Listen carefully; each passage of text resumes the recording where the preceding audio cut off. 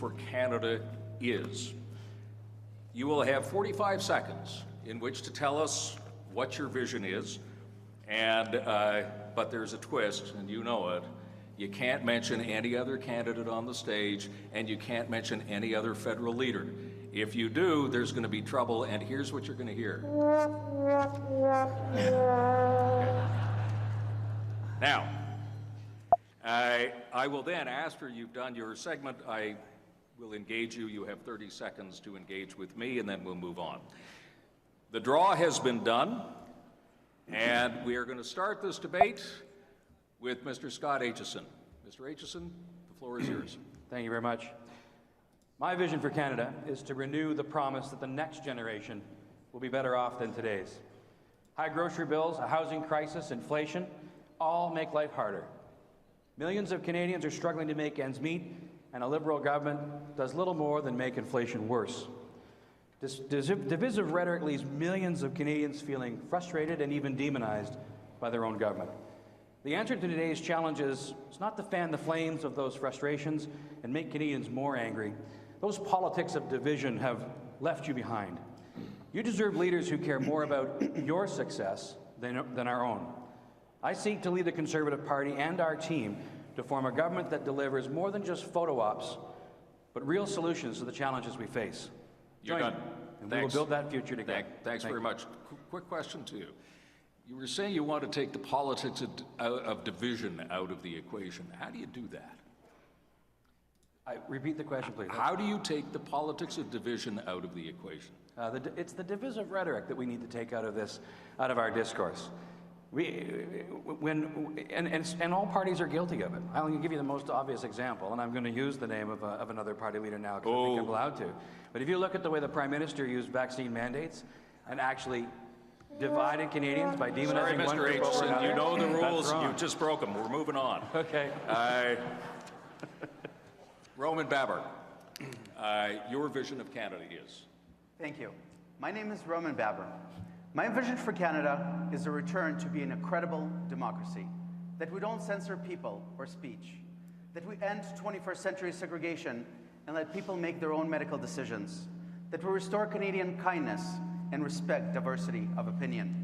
My vision for Canada is that we unleash our economic opportunity by making us a natural resources superpower. My vision for Canada is that we let Canadians work, love their families, and that government finally leave us alone. Thank you.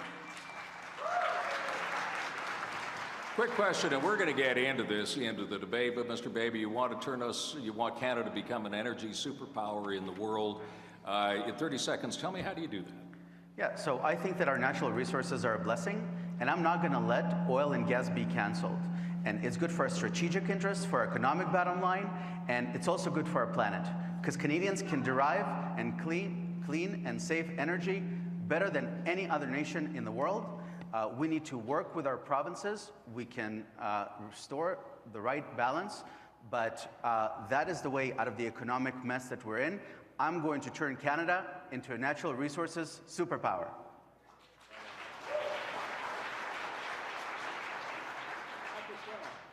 Sorry, Patrick Brown. My vision of Canada is? My vision of Canada includes a Conservative Party that builds a broad, multi-faith, multicultural coalition that can win. We've lost 3 elections in a row, and we've forgotten how to win in areas like suburban Canada, in the GTA where I get elected. We'll never win with a divisive leader who repels voters and doubles down on discriminatory policies that trample over the religious freedoms of Canadians. The choice before the party is clear. Do we want an unelectable party leader who drives voters away, walks straight into liberal traps, giving unclear answers on divisive issues like abortion, and wedges Conservatives against each other? Are we ready to win? I'm Mayor Patrick Brown, and I'm ready to win, and we need your help.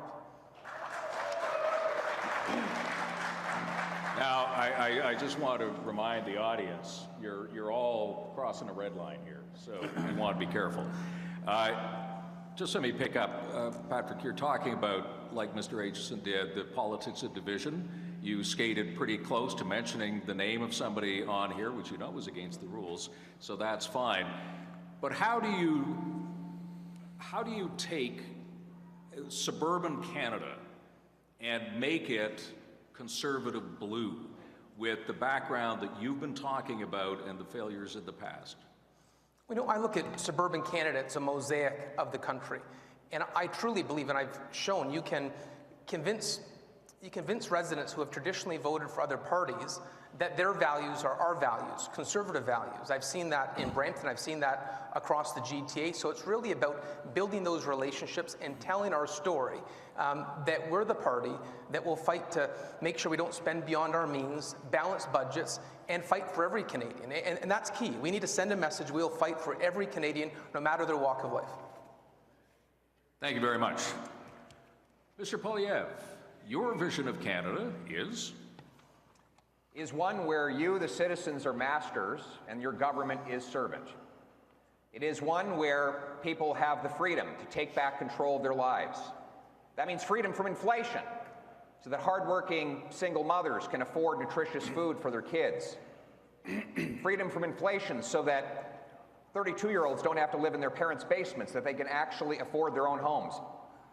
Freedom from inflation and carbon taxes that have made it unaffordable for working people to fill their trucks with gas.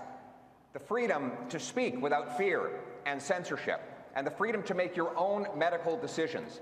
In other words, the freedom to be master of your own destiny and a captain of your own life. Thank you.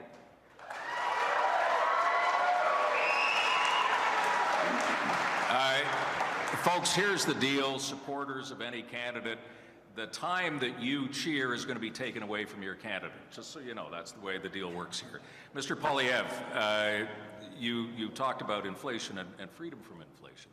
How many years is it going to take you to bring inflation down to what, 1% or 0%? Well, it's hard to say how high it will be when I take office, but there's no question that we have to hold those accountable who have caused it.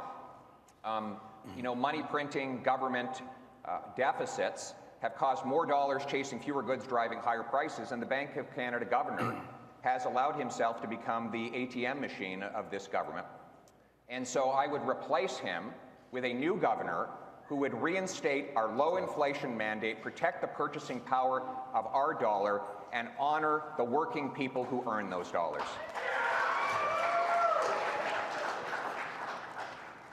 Okay, I have a feeling we'll be getting back to that point you made in a minute. Dr. Leslyn Lewis, your vision. My vision for Canada is to once again make Canada a beacon of hope and opportunity for all. A nation where we respect our charter and where our government never has the opportunity to freeze our bank accounts without a court order. National unity is at an all-time low. Many people have been traumatized by COVID lockdowns and government mandates. I'm running to be a bridge builder, to unite the party and to unite the country. Business owners will have the confidence to take chances again. We will develop our natural resources while protecting the environment without a carbon tax. We will respect freedoms and uphold our Charter of Rights. I'm running to make Canada one of the freest and most Dr. prosperous Lewis, you're country in the world. You're out of time. Let me quickly pick up on one thing that you said. You said that we have never been so divided, or national unity has never been so challenged. What are you basing that on?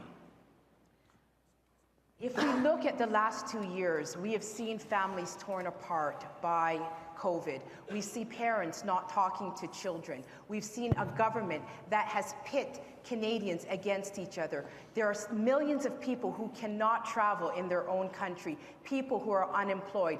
The government has used COVID to divide Canadians, and it's time for us to heal.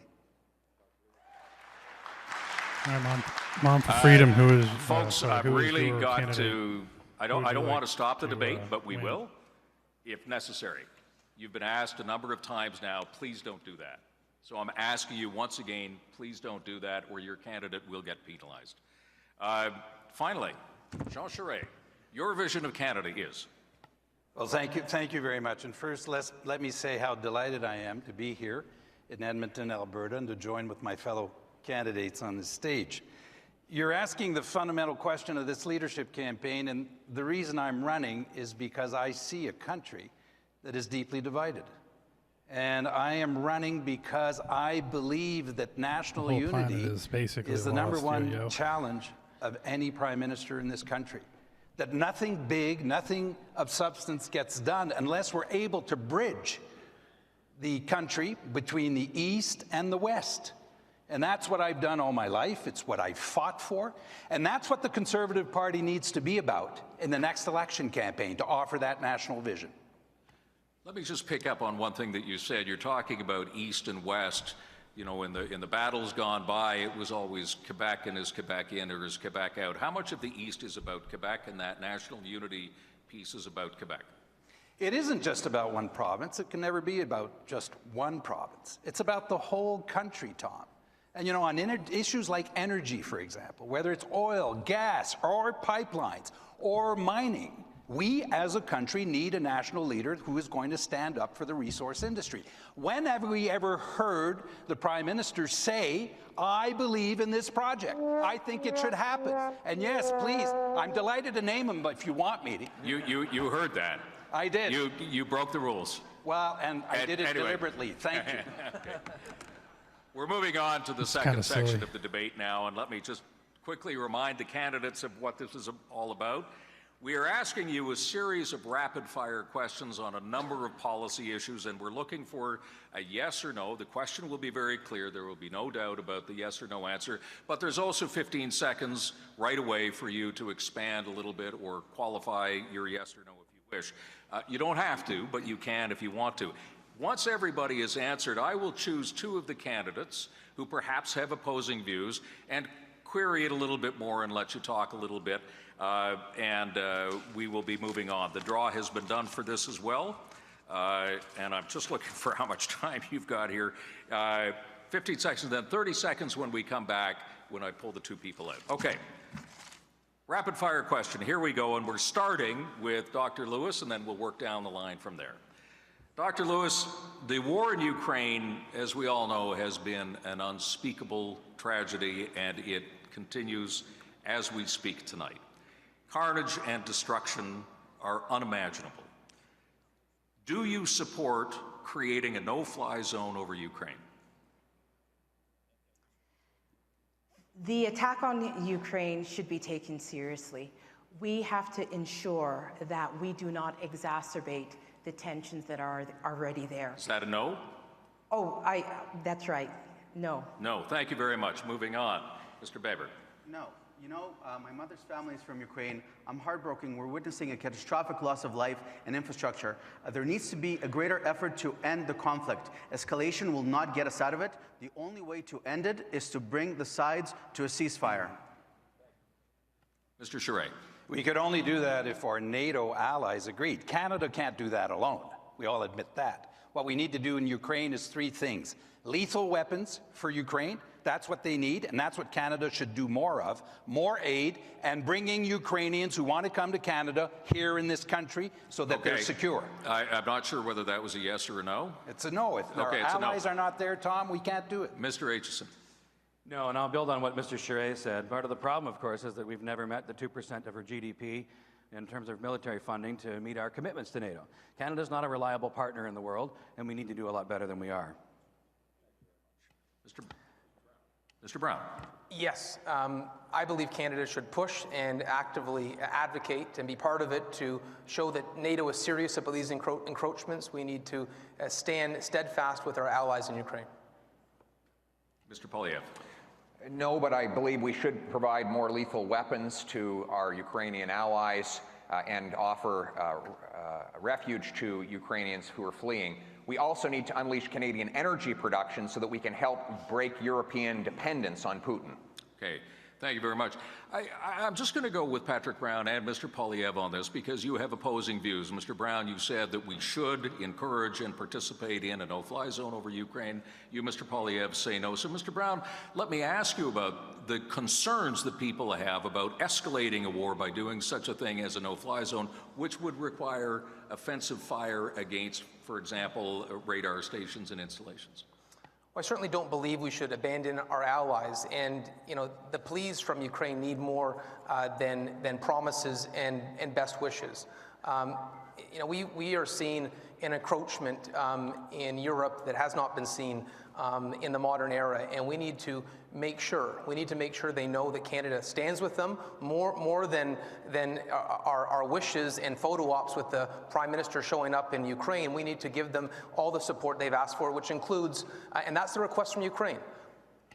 And Mr. Poilievre, if I could just play off of that, you say no, and yet it's the very thing that the Ukrainian government has asked for over and over again, the no-fly zone. Right. The reason is that if we bring in a no-fly zone, it could very quickly escalate to Canada being in a war with Russia. And I'm not standing on the stage today promising to declare that war. I'm making the responsible position that we'll provide the material support necessary that we can as Canadians, both to the population and to those fighting against the Russians, but also do what we can strategically to provide Europe with an alternative source of energy so that the Europeans no longer have to fund Russia's war with machine by buying all of its oil and gas. Thank you very much, both of you. Next question, Mr. Baber, it goes to you. Way back in the 1970s, you may not be able to remember that, but nevertheless, ancient history. But Pierre Trudeau brought in supply management, basically a state-run system to manage dairy and poultry industries in this country, setting huge tariffs for foreign products and in the process inflating prices here at home. Do you support the current supply management system? Yes or no? No, there is no free country when you have centrally planned economy. Instead of protecting supply management and central Politburo planning, we should not cap how much dairy Canadians may produce. It's utter nonsense. I oppose supply management. Mr. Charest. I fully support supply management. I always have. And in this era of supply chains that are disrupted, this is, in fact, a policy that guarantees us access to food that we need. So I unequivocally support supply management. No, I don't. In fact, supply management costs the average Canadian family about $600 a year. I think it's important in an affordability crisis that we actually help Canadians make food cheaper to eat. That's the problem with supply management. It's costing too much for Canadians. Thank you. Mr. Brown.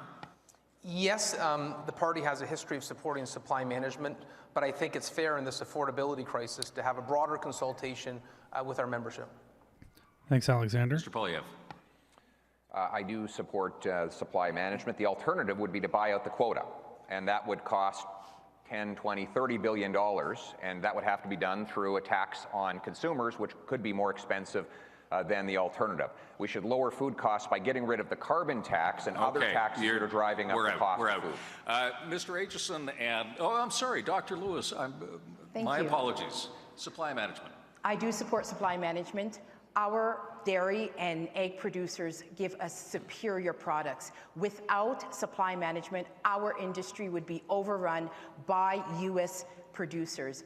I prefer to have a superior product that we'll pay a little bit more for, and if we want to bring down the price, cut the carbon tax. Okay. I'm going to ask Mr. Baber and you, Dr. Lewis, because you hold opposing views on this. Mr. Baber, why don't you tell Dr. Lewis exactly why it is that we should not have supply management, and perhaps, as the critics of your position would say, put those industries into jeopardy? So one of the themes today is cost of living. At a time when cost of living is so high, visit a grocery store. Life is becoming unaffordable. Why not to increase more supply instead of telling farmers how much milk they can produce? We should encourage the creation of more goods, especially if we're worried about inflation. But I support a gradual phasing out of supply management because, yes, we do have quotas and we have concessions that people bought. We have to provide them with some ease down, but we should not cap how much Canadians can produce. Okay. And Dr. Lewis, critics of your position might say, what is a conservative doing supporting the policies of Pierre Trudeau? Yeah, I'm not a huge fan of this moderator, Alexander. Mechanism? Well, from a free market perspective, supply management, of course, is not a free market ideology. However, we have to ensure that we support our farmers, and we have to ensure that Canadians get the best product on their table. If we want to cut costs, we can cut the carbon tax, and that is what is bringing up the cost of food for Canadians. Thank you very much, both of you. Mr. Charest, you get the first swing at this next question. As we've seen in the United States in the last couple of weeks, there are no laws around abortion. Abortion is only allowed by the Supreme Court decision known as Roe versus Wade. And courts, as we are seeing, can change their minds. In Canada, we don't have any laws either on this. We depend on the Morgentaler case, which essentially decided that it was not illegal. So the question is this: would you support legislation around abortion? I am pro-choice, and my government would not bring in legislation or support legislation to change or to restrain the rights of women. The situation we have now is what we should maintain, and that is a very clear. They're all candidates except one on this stage has stated their position on this. Mr. Aitchison. I will always defend a woman's right to her personal reproductive health choices, period. Always. Thank you, sir. Mr. Brown. I'm pro-choice. I support a woman's right to choose, and any government that I lead would not revisit this issue. And Mr. Poilievre. A Poilievre government would not introduce or pass legislation restricting abortion. Dr. Lewis. I am pro-life, and women in Canada can have an abortion up until 9 months, and so there is no restriction on abortion.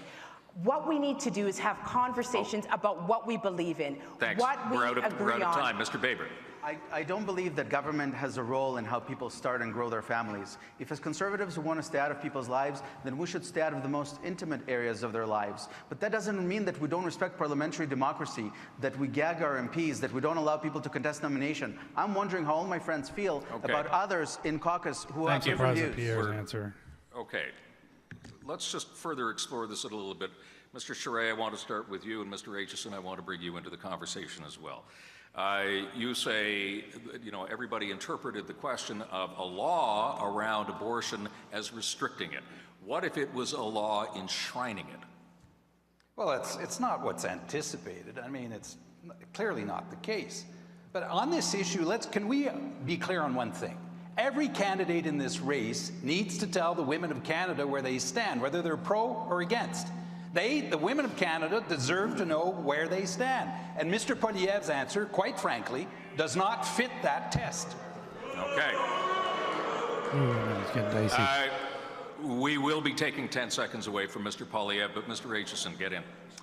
I think that it's nonsense. Yeah, Mr. Aitchison, please go ahead.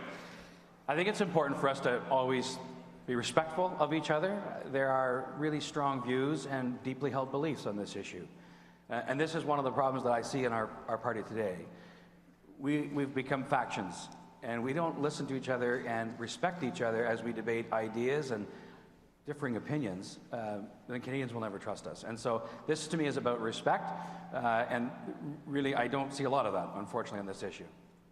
Right. Thank you very much. Yeah, I'm just Next shocked question, that Mr. there's only Aitchison. one pro-lifer on the conservative Last side year, in Canada. Canada took in more immigrants than at any other time in our history, doubling the usual number of about 250,000, and we're planning to increase that number even more. So looking at the latest numbers of around just over 400,000, is 400,000 or a little bit more the right number to be bringing in every year into Canada? Well, this much I know: we need more Canadians. We need more workers. We need more skilled workers in our economy. It's one of the reasons we have a housing shortage in this country. We need 200,000 skilled tradespeople in this country today. So we need more workers. Whether 400,000 is the precise number or not, it should be targeted, though. Mr. Brown. No, it's not enough. We're not meeting our skilled labor shortage, not even close. And the backlog right now under Justin Trudeau, under the current Prime Minister, is the largest it's been in Canadian history. He's not properly resourcing our immigration department. It's been an abysmal failure. Mr. Poilievre. We need the workforce, frankly, but when we bring immigrants here, we need to make sure they have the freedom to own a home by getting rid of the gatekeepers that prevent housing construction, and the freedom to work in their field by getting rid of the gatekeepers that prevent them from getting licenses in their professions and trades. So I will get rid of those gatekeepers and give them that opportunity. Dr. Lewis. The issue is not about quantity, it's about quality. We need to make sure that we bring immigrants here who can contribute to our society. I came here when I was 5 years old, and we need a compassionate immigration system that will have jobs for people. All right, thank you. Mr. Baber. I'm an immigrant to Canada, and I had every blessing our country has to offer. And I think that Canada's multiculturalism is beautiful. We have an aging demographic, a shrinking labor force. We need to encourage lawful immigration. Democracy and opportunity is why immigrants come to Canada. Those are conservative values. Thank you. Mr. Charest. 400,000 may be within the right zone, but it is very much dependent on our ability to integrate people. And how do we integrate? We integrate through a job. We integrate through language. We integrate by allowing people to integrate into communities. And credentials is one of the key elements to integrate Canadians. Let's pick that up. Mr. Brown, I want to just explore a little bit more of your thinking. 400,000, 405,000, it's a record number for this country, but should it be 500,000, 600,000? We know that we've got a labor shortage. What's the right number? You know, I was speaking to a friend of mine, Joseph Mancinelli, who's the head of LIUNA Canada, and he told me today, just today, they're short 30,000 workers. And these are in the skilled trades, great jobs, good paying jobs. And you could change the education system, but that takes 10 years in terms of creating a new stream of workers in the skilled trades. We need that immigration. We need that talent right now. There are jobs that they can't build. Houses we can't build. Bridges we can't build because of the lack of labor. We need to unleash the Canadian economic potential through immigration. Thank you very much. We're going to move on to the next question now. Mr. Brown, this goes to you, actually. In 2014, at a NATO summit in Wales, the Canadian government, led then by then Prime Minister Stephen Harper, promised to spend 2% of our GDP on national defense. Since then, as you know, we haven't even come close. With a war on Europe's doorstep right now, and with our vast northern regions now vulnerable, would you meet the pledge of 2%? That is our NATO commitment. Yes, absolutely. Frankly, we're not taken seriously on a world stage when we can't even meet the obligations that we've committed to. And it's not just about a peacekeeping role abroad, it's about our own sovereignty, the Arctic, and so 100%. So, Alexander, is that what happened? Your the labor market just basically got destroyed from the vax mandate? Right now, too much of the procurement of equipment is tied up in politics and political favoritism. That's why billions of dollars have wasted, and products are not delivered to the front line for our soldiers, sailors, and airmen. So not only will we increase it, we will spend it well. Unfortunately, we have not invested enough in our military. Yes, I would commit to meeting that 2%. Right now, we are underfunded, and that is one of the reasons why we have not been able to supply the needs that Ukraine could use to assist them. Mr. Baber. Yes, we need to increase our defense spending by 50% in order to meet our NATO commitment. If we're going to ask men and women in uniform to risk their lives, then they must have the best equipment and the best training. But I believe that our defense policy should be limited to safeguarding our country and meeting our treaty commitments. Thanks very much. Mr. Charest. Well, the answer is yes. This is an issue of sovereignty for Canada, and I put out a defense policy that's very detailed. One thing that I think we need to do urgently is assume our sovereignty in the Arctic. And I would open 2 bases in the Arctic, one with a deep sea water port to defend our sovereignty against Russia in particular. Mr. Aitchison. Yes. The sad reality of this is that our military procurement system has become a joke in the world, and we waste money, and we don't have the right equipment for our men and women in service, and our partners, our allies, are making new alliances without us because we're not a reliable partner. Mr. Poilievre, I just want to dig a little bit deeper into your answer. You said that we should work towards it, so not necessarily meeting it. But as you know, this is one of the main irritants in Canada-U.S. relations, regardless of the administration. When you say work towards it, have you got a time frame in mind as to when we get to 2%? Look, it will take a progressive move because it's roughly an extra $14 or $15 billion a year. If you up the budget in 1 year, well, then you're going to have a bunch of bureaucrats at the Defense Department trying to shovel the cash out the door without getting proper results. In fact, they can't spend the budgets they have right now and get results. So I will increase it as fast as we possibly can within the confines of our costed budget and towards putting those dollars into getting results for our soldiers, sailors, and airmen.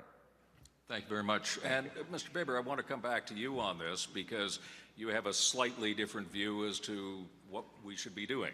Yeah, I think that Canada's credibility in the world is eroded right now because some countries don't believe we're an actual democracy anymore. And so we need to focus on resolving our issues at home while increasing our NATO commitment, to meet our NATO commitment, and that's about 50%.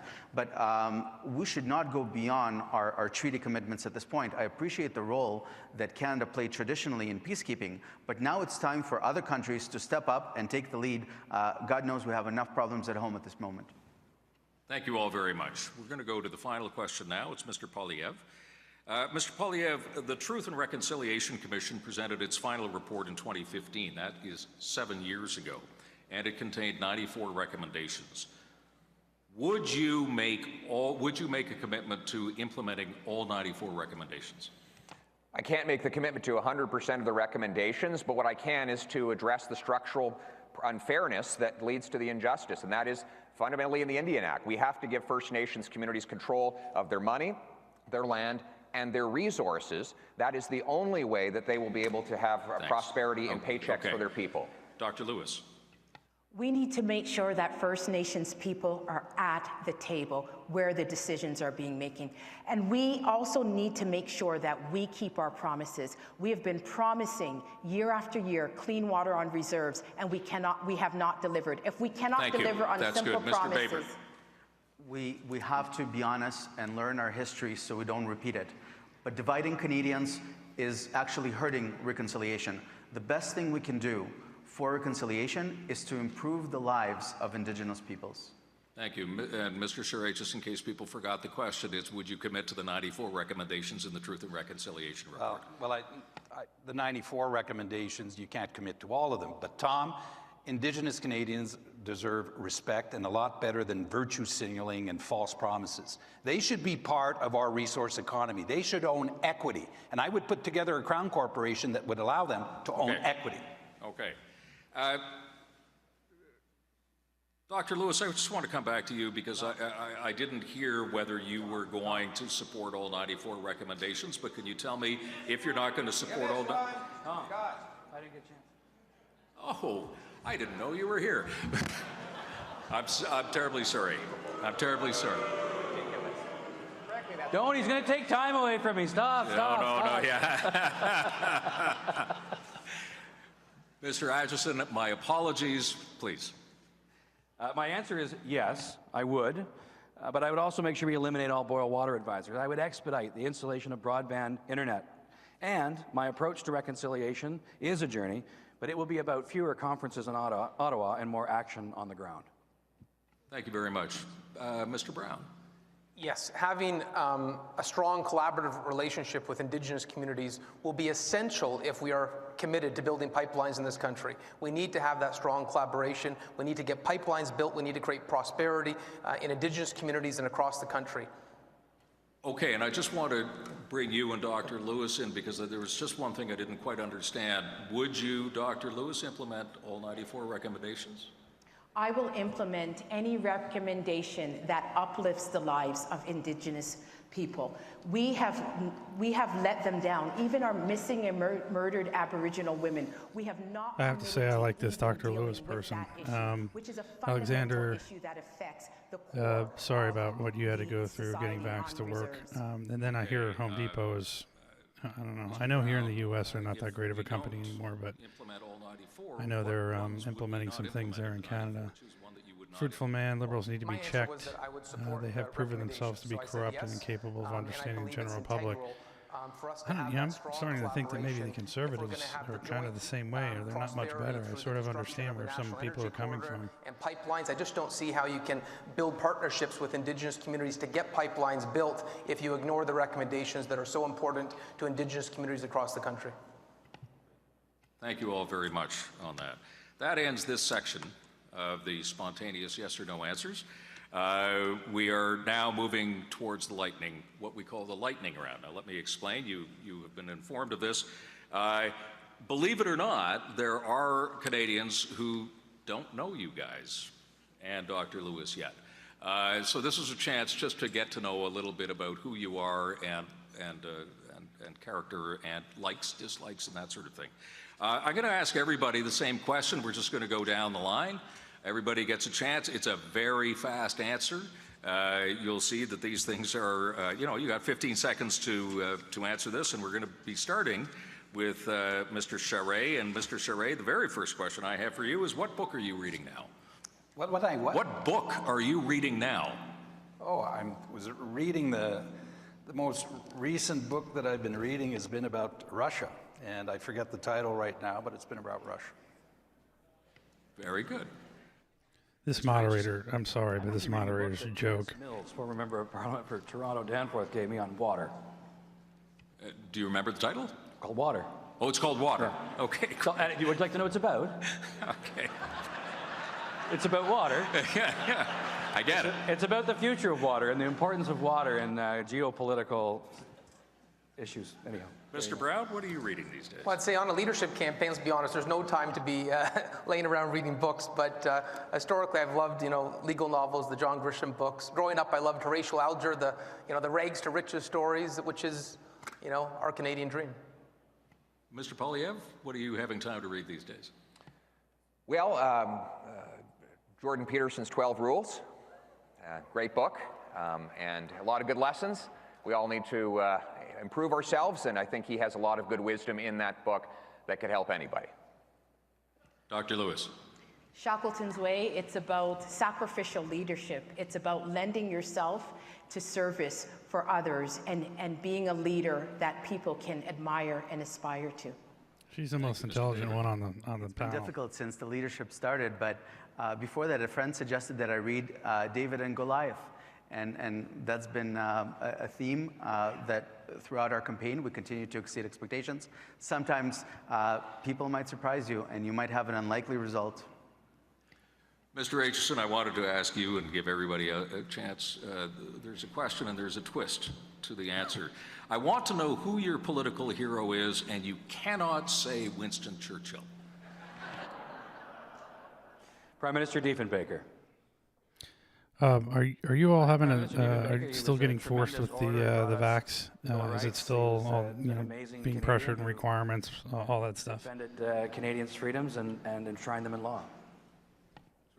Mr. Brown. Absolutely. Former Premier Bill Davis. I felt he radiated decency. I learned more from him than anyone else. He lived only a few doors down from me in Brampton, Ontario, and I think his legacy is one that is enormous in our country. Mr. Poilievre. Well, Wilfrid Laurier. He opened up the West to immigration that brought many of my ancestors here. Though he was a Catholic, he made a point of reading a Protestant Bible so he could understand the other side. He said that he used to pick fights with the Scottish boys and flirt with the Scottish girls and managed to bring all the Canadian nations together into this wonderful country we call Canada based on the principle of freedom. Thank you. Dr. Lewis. Point of clarification, did it have to be Canadian? I didn't hear. Just your political hero, as long as it's not Winston Churchill. William Wilberforce. He spent his life fighting for the abolition of slavery, even though he never knew whether or not he would see that materialize. But he had convictions to stand up for what he believed in, and he did not matter if it sacrificed his political career. Thanks very much. Mr. Baker. Margaret Thatcher. We will either stand on principles or we will not stand at all. She was not afraid of making difficult decisions. She stood up to the radical left-wing mob. This is something that I hope we're going to restore to the Conservative Party of Canada. Courage to say what we believe and do what we believe is right. Mr. Charest.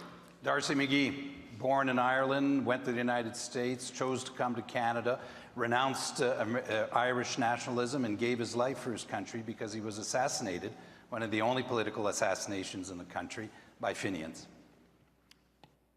Thank you all very much. That was actually really interesting to hear all that. Dr. Lewis, I'm going to start with you, and then, of course, everybody else gets a chance. I know you're all busy. I know that you've got stuff that you're doing right now, but when you have the opportunity to sit down and listen to some music, what do you listen to? I would say probably jazz is my go-to. Who's your favorite jazz artist? Coltrane, This is ridiculous. These questions. Amy Winehouse. When I hear Amy Winehouse, I can see into her soul. She speaks to issues of addiction and mental health, something that people know that I'm very, very passionate about. And she left us too early. Yeah. Well, for jazz, Pat Metheny, but my family and I are also great lovers of Charles Aznavour. There we go. Mr. Aitchison. Well, I play the piano, so I love to listen to Oscar Peterson. But since my assistant Parker has been driving around with me, I'm starting to listen to a little more country music, so I'm learning a bit more about that. Okay. Mr. Brown? Well, I think I have to say Alessia Cara, because I'm from Brampton, and Alessia Cara is our most famous musician right now. And but I should also say MIA. We're trying to get them for our Canada Day party. A great story of overcoming adversity. Terrific. And Mr. Polyev? Well, I'll pick a local hero, Paul Brandt, Alberta Brown. You got to let them applaud that, Tom. Come on. Okay. I'll allow the applause because it's for Paul Brandt. Okay? You'll have to take it off his time. Yeah, I'll take it off his time, yeah. Mr. Brown, I want to start with you. What do you think is, and remember 15 seconds, okay? What do you think is the single biggest threat to Canada today? Our financial chaos right now. We're $1.2 trillion in debt, and if you allow the finances to get out of control of the country, you lose all capacity to deal with the challenges in your country. $1.2 trillion, $2 billion a month in interest. Thank you very much. Mr. Polyev. Well, I would build on that. It's not just the 1.2 trillion federal, but the other $1+ trillion provincial, and then the other $7 trillion of private debt that is about to collide with higher interest rates. The government and the central bank have set us up for a massive debt crisis, and we don't have time to avoid it. Thank you. Dr. Lewis. I think our declining democracy, people have lost trust and confidence in our democracy. The invocation of the Emergency Measures Act and freezing of people's accounts without a court order has led people to question our institutions, such as the media and our political institutions. Great Thank point, you. Mr. right Baker. there. 100% with Dr. Lewis. The erosion of our democracy is the greatest threat to Canada right now. Government is passing law to censor speech. Millions of Canadians are treated like second-class citizens. State-funded media bailouts and state-funded media, an unlawful declaration of the Emergency Act. Okay. I'm going to defend Canada's democracy. Right. Mr. Charest, the single greatest threat to Canada is? Well, it is national unity. The greatest mistake we all could make as Canadians is to take this country for granted. And of all the things you've named on this stage as colleagues, none of them can be addressed unless there is a national Conservative government that includes Alberta at the table. That's what is the most important threat, our national unity. Mr. Aitchison. And I'll build on that. I think the greatest threat to Canada right now is division. It's our political rhetoric and a political system that's designed to divide us to win votes. It's short-sighted and doesn't build a country up at all, and I think it's dividing our country. Thank you all very much. I want to go to a question maybe a little more lighthearted, getting to know you a little bit more. Didn't you just do there that? are a lot of people who want to know this. It's not just me, trust me. But Mr. Baber, what was the last thing that you binge-watched on TV?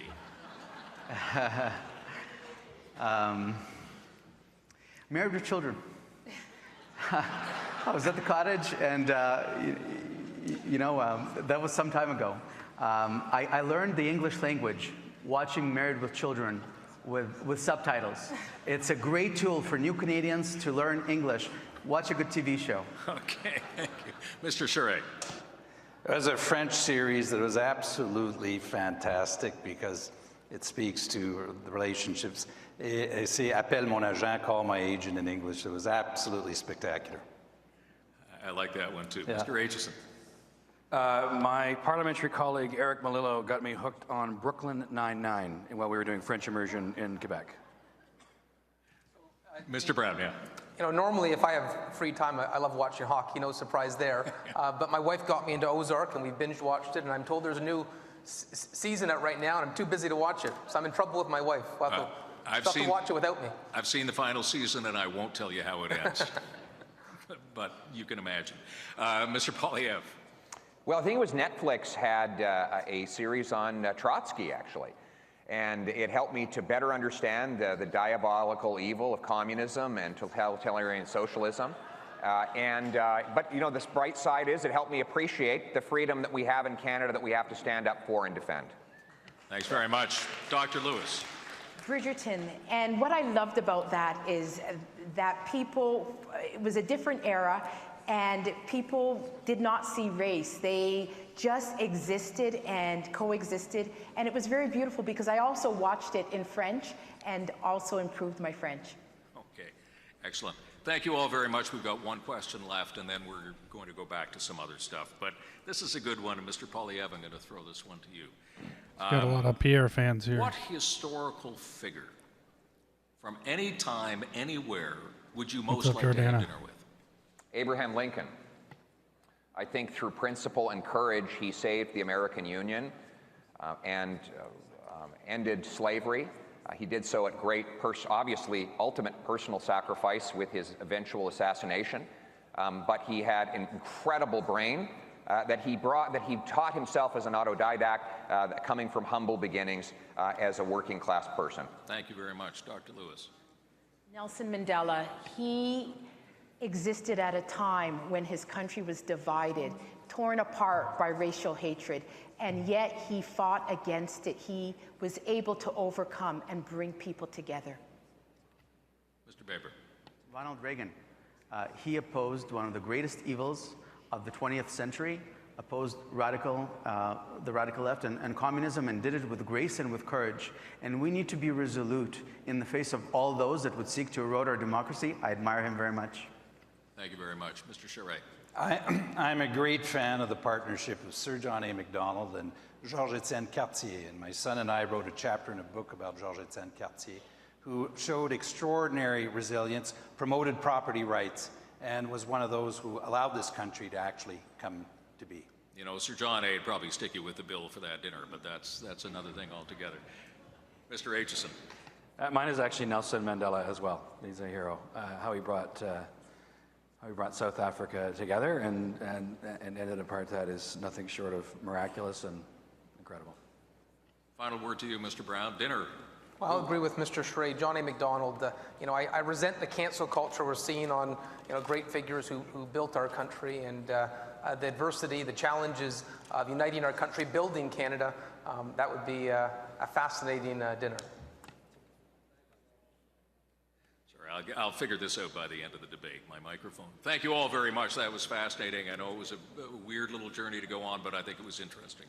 We are now moving on to the next segment of the debate, which is called Face Off. And before we start that, I'd like to bring Em up, who is going to give you all a prop. And I'll explain to everybody what this is all about. You got to admit, this is strange. So as we are handing these out, this, in a way, is the segment that you've all been waiting for, when the candidates can choose who they want to debate on any particular issue. And here's the way it's going to work. I'll introduce the topic of the debate to a candidate. Not the question, just the topic. And then you decide, you tell the audience who you want to debate this with. Once you've chosen your opponent, I will then tell you what the question is. There will be 3 rounds of the person you have chosen to debate. The first round, each person gets a minute each. The second round, you get 45 seconds each. The third round, you get 30 seconds each. Now, this is where it gets interesting and why you have the prop in your hand. After we've done the 3 rounds between the 2 people, anybody else can enter this by simply raising your paddle. And you will have a guaranteed 30 seconds to put your 30 seconds in with. Here's the trick. There are 6 questions, and you can only use your paddle 5 times.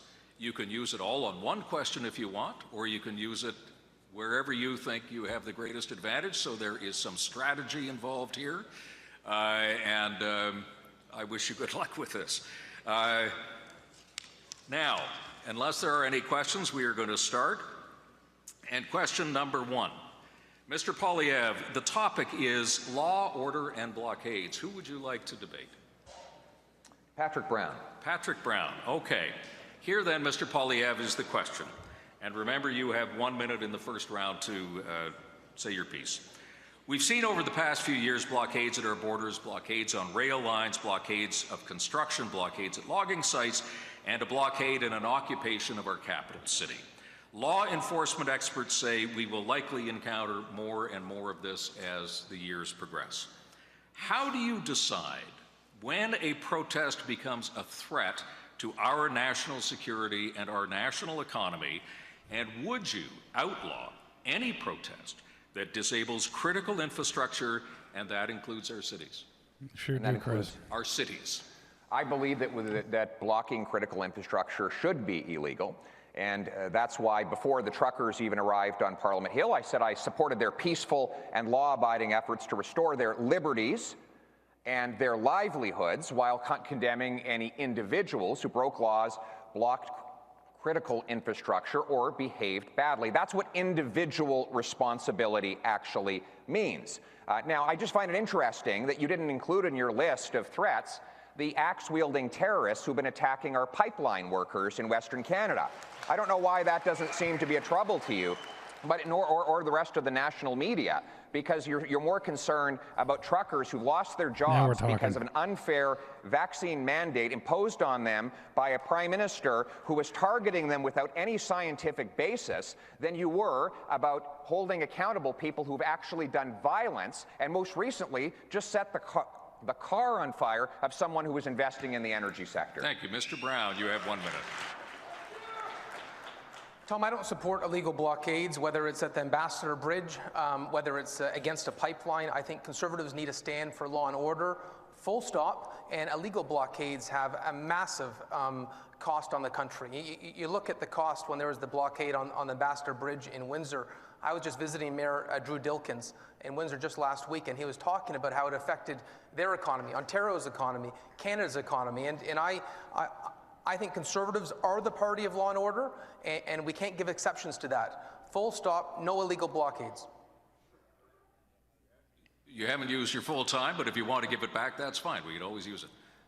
Well, in terms of law and order, I would just add that there are areas that the Conservative Party have not focused on enough in Parliament. I look at bail reform. I see it in the GTA. There is a giant loophole in our criminal justice system, and you've got frequent flyers. Literally the same people getting arrested and released again and again, and there's a cost to public safety with that.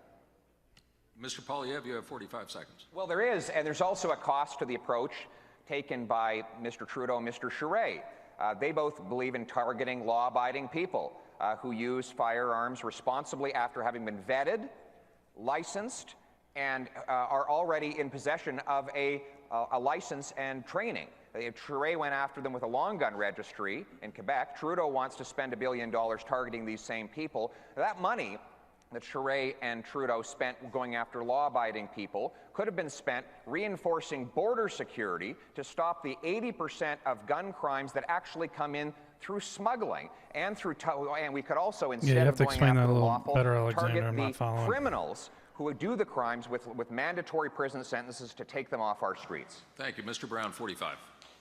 You know what? We do have a huge problem at our border, and I get briefings almost on a weekly basis by the Chief of Police in Peel, and we've had meetings with all the Chiefs of Police in the GTA to talk about smuggled firearms. 90% of our homicides last year in Peel were from firearms smuggled across the border, and we need a government of Canada that would take that seriously.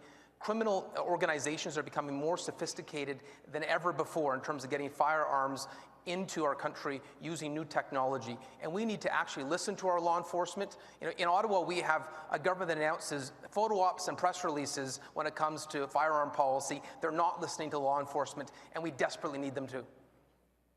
Mr. Poilievre, 30 seconds. Remember, the state needs to be under the law, and what Trudeau is now doing is unlawful censorship. C-11 is an attempt by him to give his bureaucrats the power to control what you see and say online, and to take down things that he doesn't agree with. That is not lawful. That is not democratic. I will repeal those laws, and I will restore the freedom of speech as a principle for the federal government, and also bring financial penalties to universities that shut down open and free debate on campuses. And Mr. Brown, 30 seconds to you.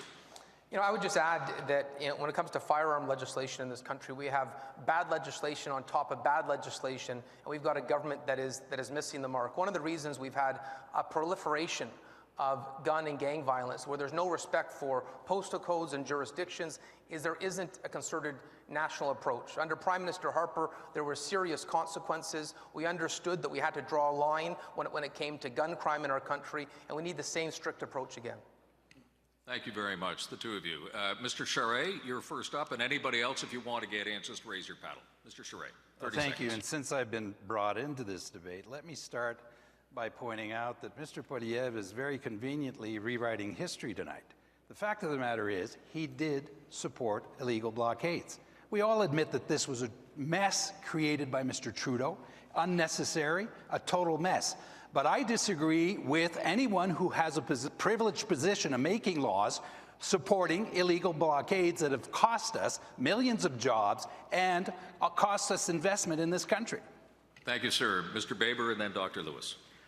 This is a good opportunity to set the record straight. Everything that Justin Trudeau said about the protests in Ottawa turned out to be false. There was no foreign collusion.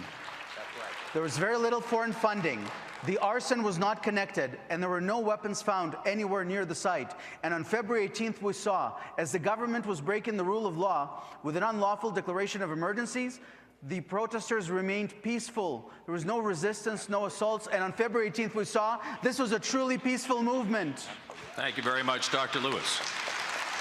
Go ahead. I think we're missing the point about the illegal blockades. If elected officials had just listened to the truckers, they would not have been there that long. In addition, the vulnerability that Canadians face knowing that Big Brother can go into their account and freeze their account without a court order, that has set our democracy into a declining state. We need to uphold our Charter of Rights. We need to uphold our freedoms and ensure that governments never do that again. I like Thank you Pierre, very but much. has he Anybody said else what want to he's get in talking on about, this? freezing people's Going, assets? I think gone? that's a big You want- deal. It Okay, needs to be Mr. talked Baber, about more. second chance. Just want to talk about an important issue. My first law job was at a community legal clinic where I picked up a lot of compassion and love for people. Far too often, our criminal justice system criminalizes addiction and mental health. I'll come down hard on sex offenders, on gun violence and traffickers, but imposing strict criminal penalty for possession does nothing to deter drug addiction or heal addiction. We have a mental health and addictions catastrophe in our country, and we need a justice system that recognizes it and offers Canadians a treatment and a way out. Thank you very much. And Mr. Poilievre. I think Dr. Lewis raised an excellent point about the government's abuse of the Emergency Act to freeze bank accounts. Well, now there's a proposal to create a central bank digital currency, which would involve people depositing their accounts, their money, with the government itself. This gives massive new powers for surveillance, control, and censorship, and gives the state far too much control over our money, and that's why I would ban a central bank digital currency and give people back control of their money from bankers and politicians. Dr. Lewis. Mr. Poilievre encouraged people to buy Bitcoin, which is a digital currency. So I'm quite surprised that he is saying now that he would ban digital currency, as if he does not know that Bitcoin is a digital currency. He also encouraged people to cash in their fiat currency, their paper money, and buy Bitcoin. If they had done that, they would have lost $37,000 by the time he had said that, to do that to today. So I'm very concerned about that. Mr. Poilievre. Well, that's just false. One, Bitcoin is not a central bank digital currency. It is obviously not. It's not controlled by any central bank anywhere in the world. Two, people can make their own investment decisions. I've simply said they should be free to decide whether or not they want to use Bitcoin. I don't want to be like communist China and ban Bitcoin or other technologies, because in a free market, people should have the opportunity to make those decisions for themselves. That's my position. Thank you very much. Are we done? No, Dr. Lewis, one more time. In fact, Mr. Poilievre said that you could hedge against inflation, which is not true. So Mr. Poilievre is promoting a decentralized currency over his own government's currency. That is a problem for someone who held a shadow cabinet position as a finance minister. She just lost me there. you have to have a decentralized Mr. Charest currency. and then Mr. Brown. Well, on Bitcoin, I mean, everyone just finds it totally bizarre what Mr. Poilievre is suggesting. We all get it on blockchain, that's fine. Bitcoin has lost 60% of its value since November of last year, 20% in the last month. Anyone following his advice that we saw on YouTube would have lost 20% of their earnings. Do you actually think your parents enjoy having your parents lose 20% of their retirement funds? These people act like this it's is never going to come lunacy, back, though. And it doesn't make sense at all. Mr. Brown. I have to agree with Dr. Lewis and Mr. Charest. I disagree with Mr. Poilievre's approach that you can opt out of inflation with cryptocurrency. Magic internet money fluctuates vastly, 30% or more in one day. And the last thing we should be doing is encouraging our parents and grandparents, along with vulnerable families, to gamble their savings, their retirements in something this risky that's been learned watching late-night YouTube videos. Mr. Poilievre. Well, Mr. Brown, that's not what I said. You're misleading the public. I clearly stated that people should have the freedom. Now, the reason why many people have chosen to exercise that freedom is because central banks have been attacking the value of our national currencies by printing $400 billion here in Canada, leading to 30-year highs in inflation, doubling the house prices, leading to massive volatility in many sectors of our economy. And that risk is one I pointed out earlier on and could lead to another debt crisis. So frankly, we should protect the value of our traditional money rather than banning private money. Mr. Brown, you're up. So Mr. Poilievre just said that he didn't say that. No one in this room and no one in Canada will believe that you didn't say you can opt out of inflation through cryptocurrency. That is misleading. Your words are there. You can Google it yourself and watch it on the internet. And I have to say, it is bad advice to be giving to Canadians that is so risky. And you should know that. As a former finance critic, that's not the advice you should be giving to the country. And Mr. Poilievre, you raised your paddle for one more time. Mr. Brown, if you want to talk about risks to people's finances, you were the one who said, you promised when you ran for the leadership of the Progressive Conservative Party of Ontario, you would oppose a carbon tax. And then as soon as you got in, you reversed yourself entirely. Not only did you endorse just any carbon tax, you endorsed the carbon tax of Justin Trudeau, which is in place today and recently increased and is one of the reasons why prices are so high across this country. That is a threat to our money. That is a decision you made after you promised not to. People can't believe a word you said. Mr. Bever.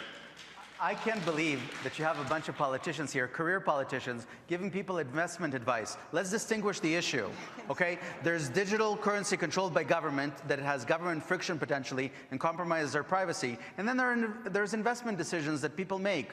Human ingenuity is great. We should encourage research and development and diversified portfolios. But we should behave like conservatives again and not tell people what they should and should invest in. Maybe we should oppose supply management. Maybe we should oppose equalization. We should not be afraid of being who we are. Enough. Mr. Baber, that's great. Are we all done? Okay. I do remind you, you've only got 5. So, talking about bank accounts. I don't know, but somebody over there does. And they will tell me, and I will tell you. Yeah, Betty, and that's why we need a decentralized currency, whether it's Bitcoin, Ethereum, whatever the it may be. topic is the future of the party. Mr. Charest, who would you like to debate on the future of the party? Mr. Poilievre. Mr. Poilievre, there we go. The question, the leadership campaign, this leadership campaign has been particularly vicious on a personal level. We've seen that. We've heard candidates call each other liars, accuse others of having no integrity. One of you even says it sounds like a kindergarten class. There are also deep divisions on a lot of policy issues, from abortion to zero emissions. The Conservative movement has split before in the recent past. We know that. So the question to you, Mr. Charest and Mr. Poilievre, how do you make room in the Conservative tent for all those who hold opposing views to yours? How does the party enter the next election? How can the party enter the next election united? Mr. Charest, you have 1 minute. Tom, this is for all those listening to us tonight and in the room, this is the key question. They know, everyone knows that the Trudeau government needs to get out of office, and they're looking to the Conservative Party of Canada Shannon, you as think the this guy's a national liberal? alternative. And the question they're asking themselves is this: are you up to the task? Are you, yes or no, going to be a national Conservative alternative and party? That's our challenge, ladies and gentlemen.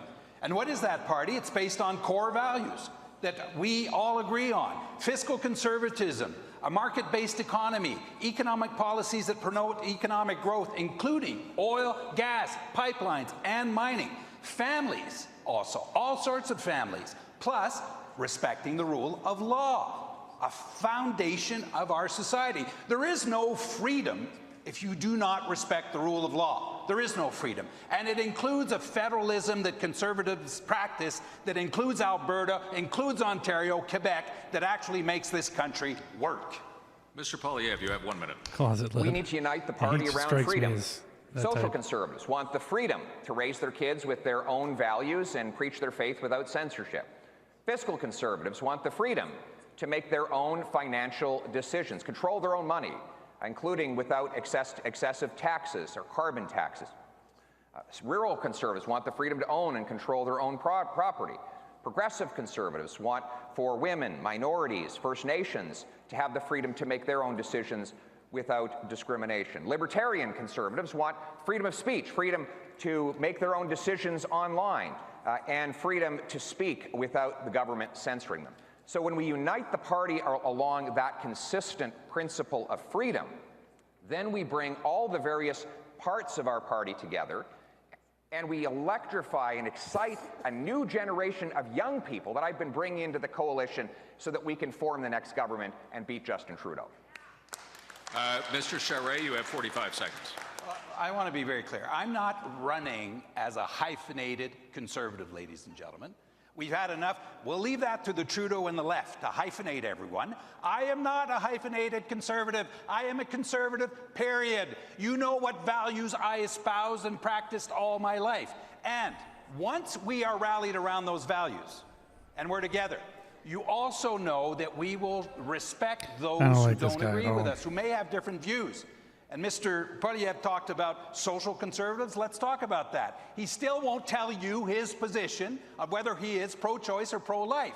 I respect social conservatives. They will always have a place in our party. They are good people, faith-based people who deserve a place at the table and in the family. Mr. Poilievre, 45. Well, I believe in freedom of choice on that issue. I already said that at the very beginning. So I don't know what you missed. I don't know if you were listening. Yes, it is. That's what I said. But Mr. Charest, why didn't you take a moment to acknowledge that you're the only one on this stage who actually voted for a law that would recriminalize abortion when you were part of the Mulroney government? You did. You did. And you can take a moment now to renounce your earlier vote if you've changed your mind, but that was your position. You seem to have forgotten it. You've forgotten a lot of things about your record. Got him. You forgot that you brought in a carbon tax. You forgot that you raised the fuel tax, the sales tax, the health tax. You forgot that you banned natural gas development in your own province. You forgot you brought in a long gun registry. You seem a little bit forgetful about your record, Mr. Charest, but Canadians now remember. Wow. Finally, a little bit of excitement here. You know, you guys know the rules. You know the consequences. Mr. Charest, 30 seconds. I am very proud of my record as a conservative that stands on its own merits, on fiscal conservatism, on reducing the size of government, reducing taxes, which I did when I was premier. He's by not the going to way, answer directly. Quebecers had lower, $1 billion less taxes paid and higher disposable income after I finished in government, ladies and gentlemen. Dick. And by the way, Mr. Poilievre, thank you for at least now telling us that you are pro-choice. We understand that's what you're saying tonight. Please confirm that for us. And Mr. Poilievre, you have 30 seconds. I did confirm my position that I will not introduce any law on abortion as Prime Minister. I made that very clear. But Mr. Charest, you're wrong about your tax record. You raised the sales tax, the carbon tax, the fuel tax. Just like Patrick Brown, you're trying to flip-flop on it and say one thing on the stage different than what you said before. And the overall tax burden in Quebec went from 19% of the economy to 25% of the economy under your government. That is your record. You can't run away from it. I have a clear, solid record as a tax cutter that leaves more money in people's pockets. Thank you. Mr. Brown, you have 30 seconds. First of all, Pierre Poilievre just ran on a carbon tax and knocked on doors in Carleton literally 6 months ago, literally in the last election. Now, but let's talk about the future of the party. The future of the party, we have to win where we've lost. We've lost in suburban Canada. And I don't see us winning any new seats. Actually, I see us losing seats if we run on the same discriminatory policies that Pierre Poilievre's had a history of supporting. We must be the party that celebrates and supports religious freedom, not tramples it. Full stop. Thanks very much. Dr. Lewis. Well, Mr. That's that guy's Poilievre said favorite that word, no full pro-life stop. bill will pass in his caucus, but he believes in freedom. Are you going to give your MPs the freedom to vote their conscience on issues of life? Am I allowed to answer? If you use your paddle, you can. That's Well, he's been silent on the issue, so. okay. And Mr. Poilievre, you've raised your paddle. You have 30 seconds. I do believe in free votes. So there's your direct answer. And as for Mr. Brown, sorry, Patrick, you told the members of the Conservative Party in Ontario that you were against a carbon tax. Then you flip-flopped and embraced a carbon tax. You said that you were a pro-life social conservative, and then after you became leader, you said that social conservatives were intolerant dinosaurs. You said that you would get rid of the sex ed program in Ontario, and then you embraced it. You now attack all the Harper government policies that you enthusiastically supported and embraced when you were part of his caucus. Thank Nobody you, Mr. can believe a word Poilievre. that Is you say. anybody else wanting to get involved in this? Mr. Aitchison, 30 seconds. Well, listen, I appreciate everybody talking about the importance of, all the different types of conservatives. I think Mr. Poilievre gave us a great list of all the different types of conservatives. And it is important for us to respect each other and have respectful dialogue. But it's not enough just to unite conservatives. We need to win over swing voters, people who aren't part of our party. And I think that's going to be extremely difficult, especially if they watch some of the nastiness on this stage tonight. Sorry, Mr. Baber. I'll unite the party by restoring democracy in the Conservative Party, but most importantly, bring back disillusioned voters. Our party failed to stand up for many Canadians against lockdowns, against mandates, until the truckers came to town. Many Canadians felt that we've abandoned them, so they voted for another party, or they didn't vote at all, and now they're disillusioned with our party. I'm the only one on the stage who stood up for Canadians for 2 years, for a year and a half before it was popular, and I'll bring back disillusioned voters. We cannot win if we're not united right of center. Anybody else?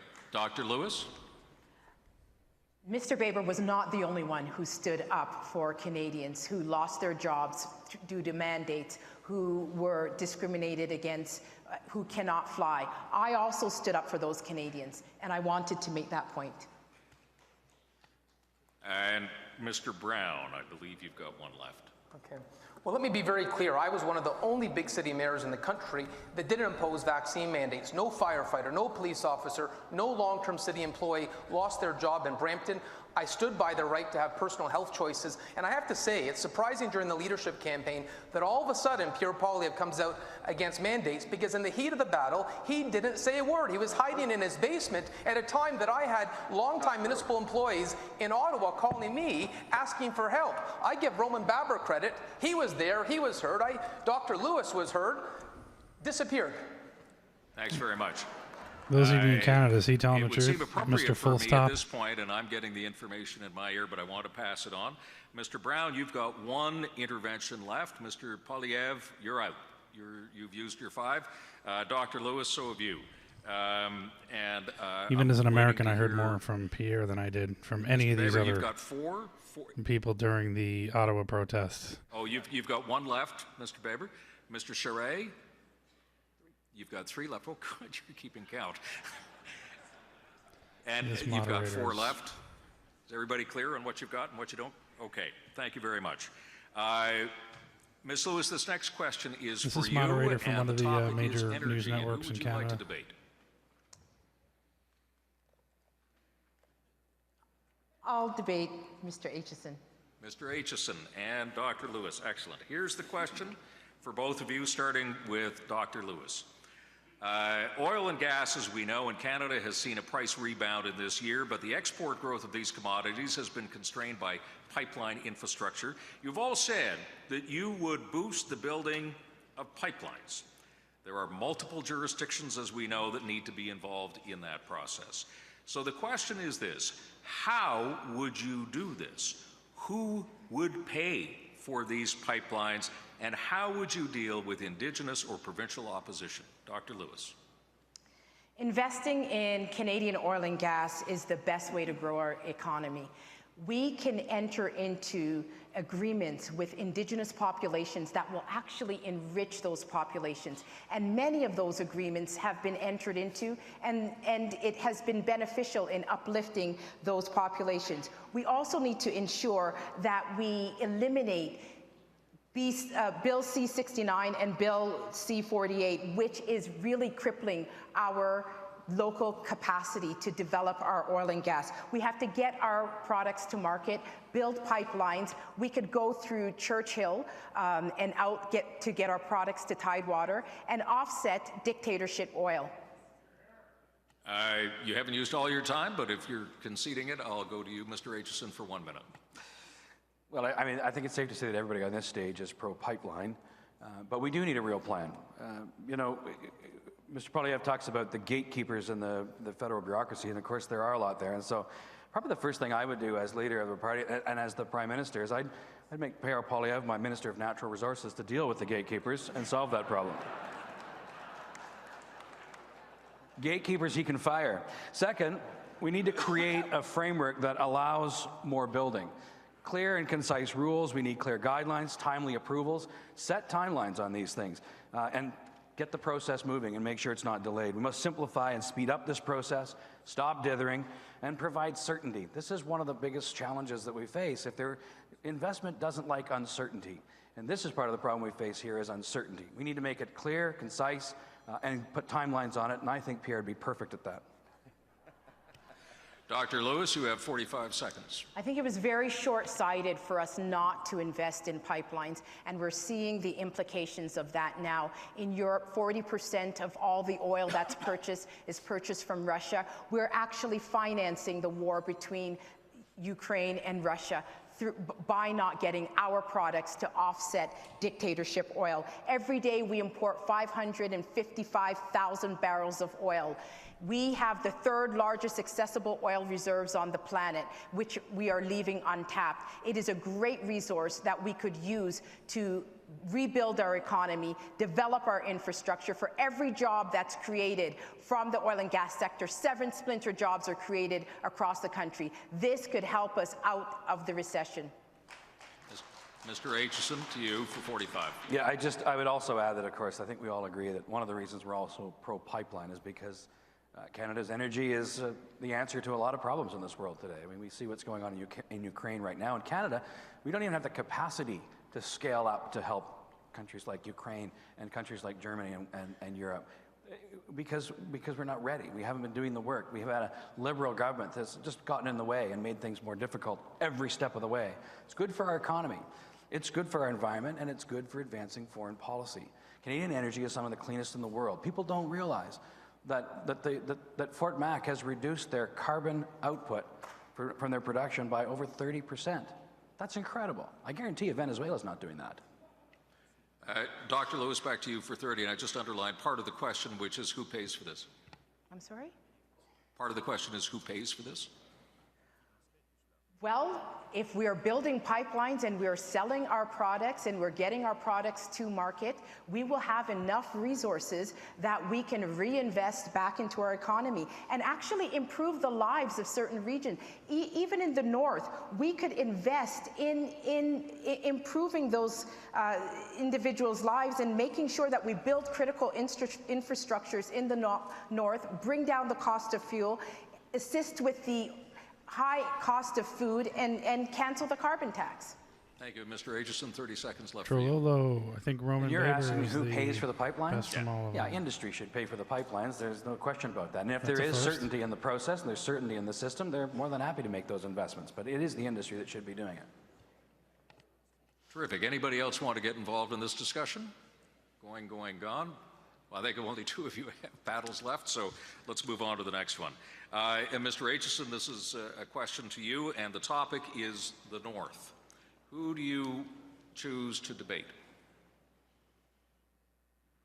Mr. Baber. Mr. Baber it is. Okay, and here's the question, Mr. Aitchison.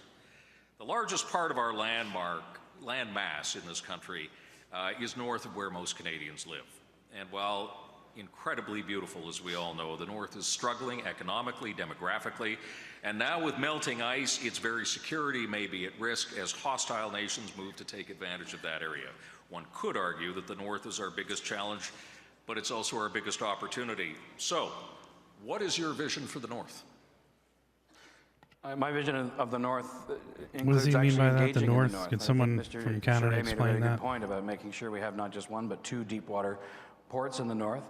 You're quite correct that ice is melting, and there are other nations that are cruising through our northern waters and not all that interested in what we think about it. We need to defend the North, we need to engage with the North, and we need to be making investments in the North. But that includes, of course, our military commitments. We need to be making sure that we're not just committing 2% of GDP on military spending to meet our NATO commitments, but we also need to be making sure we're meeting commitments to protect Canada. And it's not just enough to be protecting the East and the West Coast. We have a North Coast, and it's been neglected, and we need to invest more there. And so I fundamentally think that this is about engaging all parts of our country and making sure that we can secure it at every port, at every coast. Thank you. Mr. Baber, for 1 minute. Thank you. The best way to help northern communities is to unlock their natural resources potential, and not just oil and gas. I'm very interested in mining. There's an insatiable appetite right now around the world for precious metals and precious minerals, and Canada and the North are blessed with them. And we can do this. We can strike the right balance, we can consult stakeholders, and we can protect the environment. But we need to end this resistance to the development of natural resources. And northern communities are going to be the greatest beneficiaries of that. That also means we'll improve infrastructure and build roads and highways in the North. Let's bring northern communities a true economic opportunity. So Let's they build just talking roads. about like Let's start building kind of barren and working area in our that country belongs to again. Canada Let's that get back to work. it's more indigenous people that live there, and Mr. Aitchison, back to you for not 45. following. I think speaking about the North also provides an opportunity to talk about housing, which is an issue that has not come up in this debate yet. And it's a crisis in this country, and it's particularly a crisis in the North. And we need to commit as a federal government, not just to ensure that big cities and southern Canada is getting things built, but we need to make sure that we make a commitment to the North as well, because the housing situation there is as much of a crisis or worse than anywhere else in Canada. And so housing would be a crucial investment to make sure that we're engaged and making sure that the health of residents in northern Canada is sound. Mr. Baber? I want good paying jobs in the North. I had a gentleman approach me a couple of months ago who I didn't know, and he told me that his company owned a mining permit for 15 years, and they weren't able to go ahead because local stakeholders would not consult. I know that the Supreme Court recognized that there's a duty to consult, but it doesn't mean that we can't strike a balance. We can be reasonable again. Let's mitigate environmental risk. Let's agree on profit sharing, but I will not allow to hold up the development of Canada's natural resources. We need them for the well-being of our northern communities, and most importantly, we need them to get out of the fiscal mess that the Liberal government is leaving us in. Mr. Aitchison, you have 30.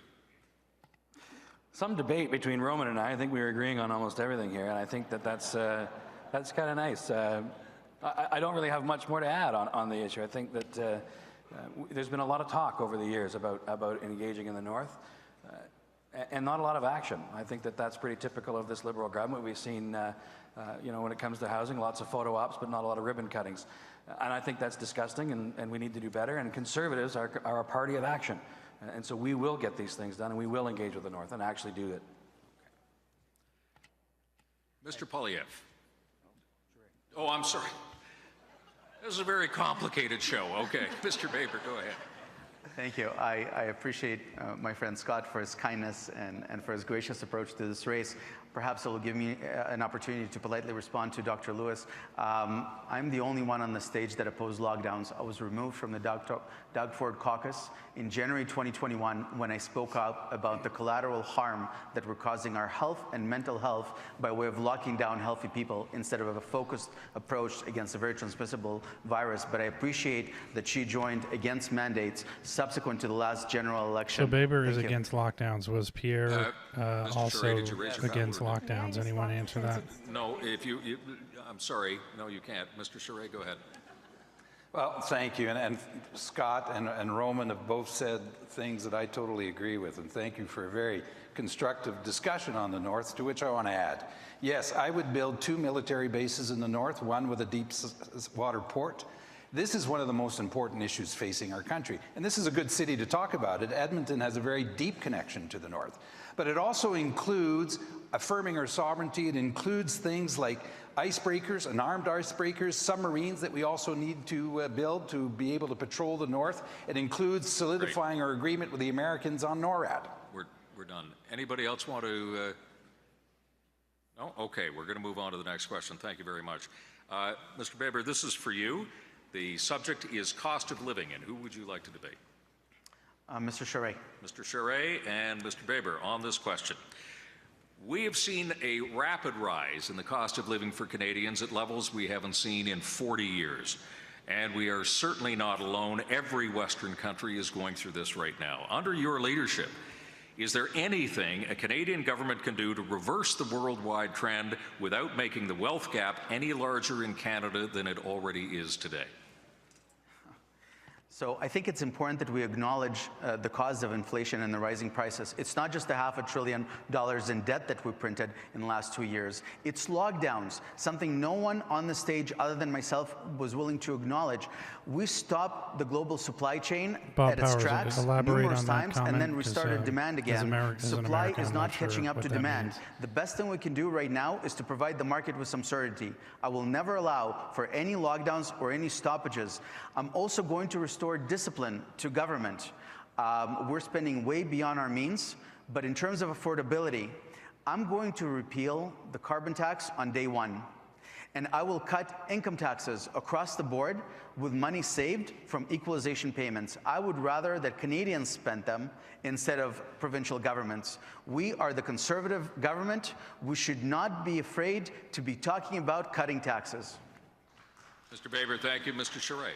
Well, Roman, on the issue of lockdowns, and I agree, I think one of the things we need to do if we don't want to have the lockdowns and the restrictions we had the last time is change our healthcare system so that we have capacity. That's one of the reasons why Canada had more restrictions than anywhere else in the world, because we don't. So we need to open up this healthcare system so there's more flexibility, more private sector participation in this. On inflation, we need to reduce spending. And we also need to, I think, reduce the income tax load of Canadians. I did that during the Great Recession, and we had a better performance than Ontario, Canada, the United States, or Europe. Lower unemployment and stronger economic growth. Those are the things that we can do to increase the disposable income of people, which is exactly what happened after I was Premier. The disposable income, especially of lower income people, increased substantially because we reduced taxes and controlled spending. Thanks very much. Mr. Baber, you have 45. We should never lock down, Mr. Charest. No matter what the circumstances are, we have to acknowledge the toll that this took on people. A mental health pandemic. In Ontario alone, more than 300,000 surgeries were delayed.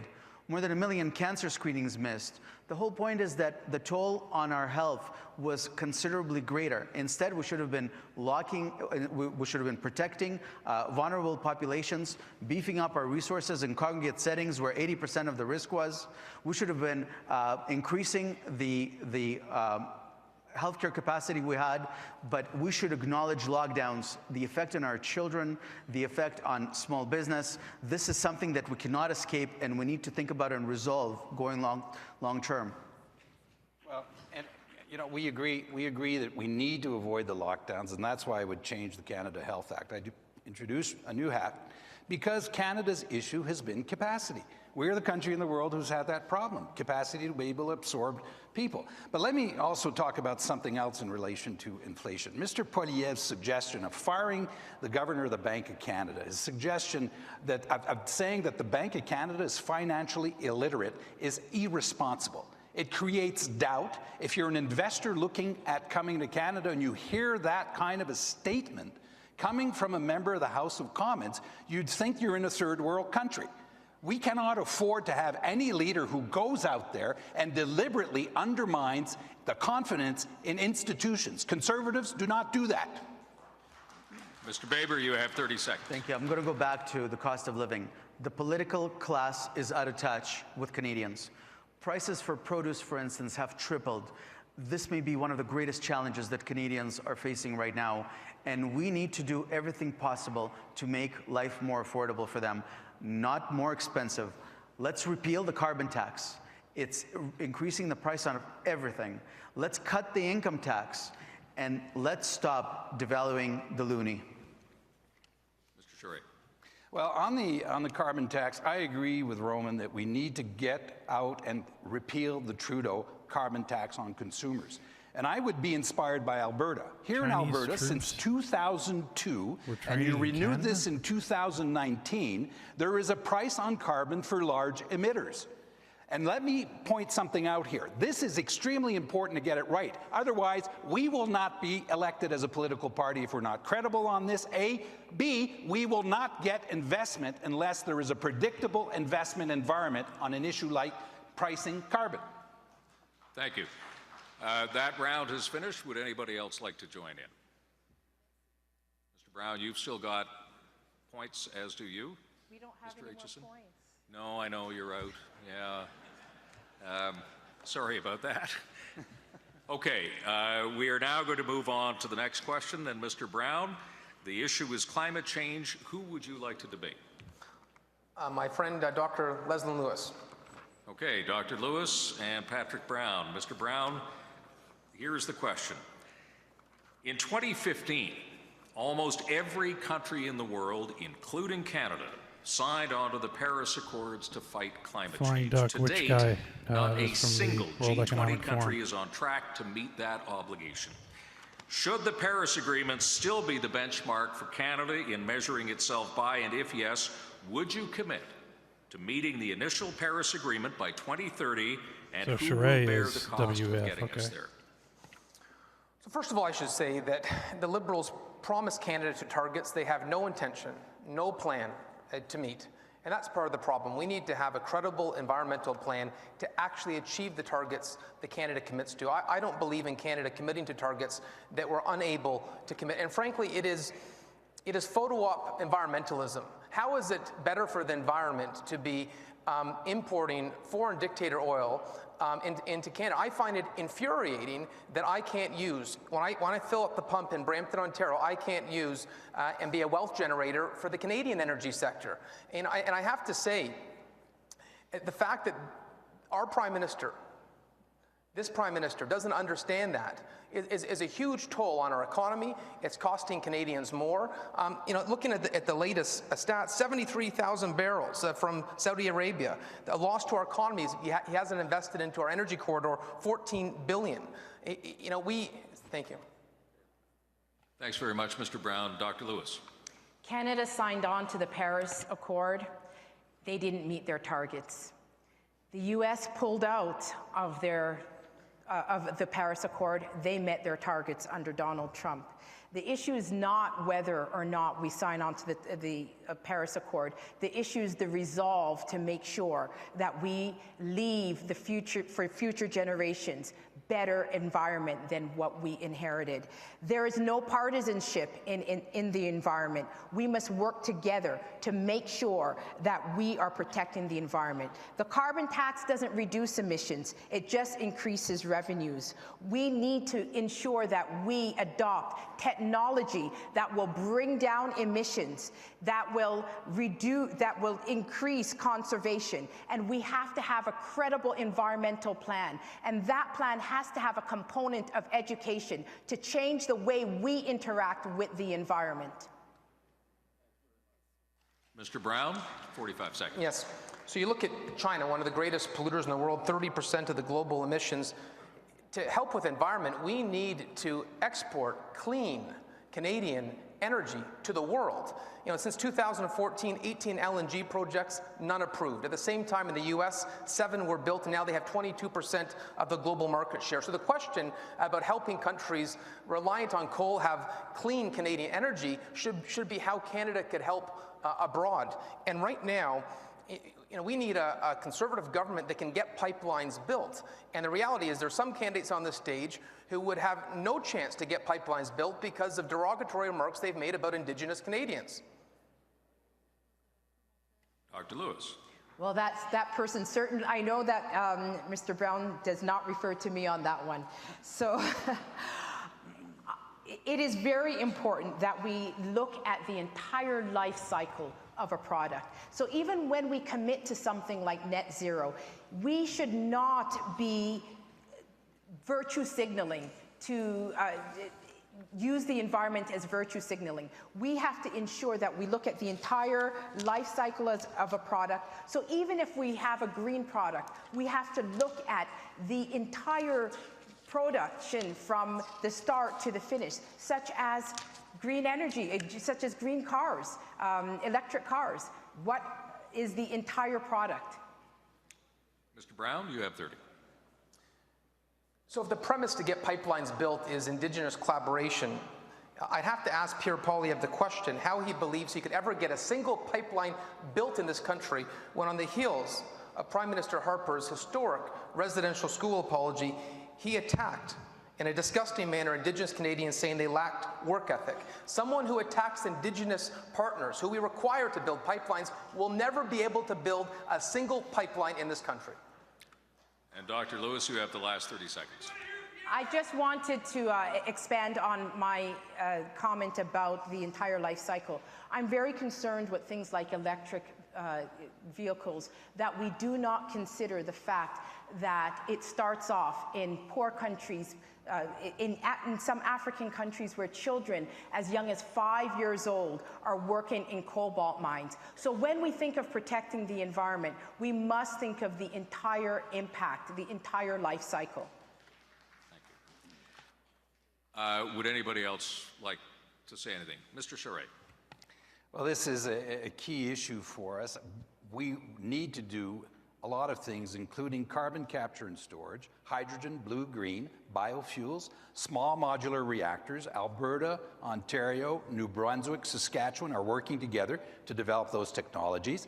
Replace the carbon tax of Mr. Trudeau with something similar to what Alberta's doing for large emitters, and have a credible policy on this in the next campaign, ladies and gentlemen. Otherwise, our government will not be elected.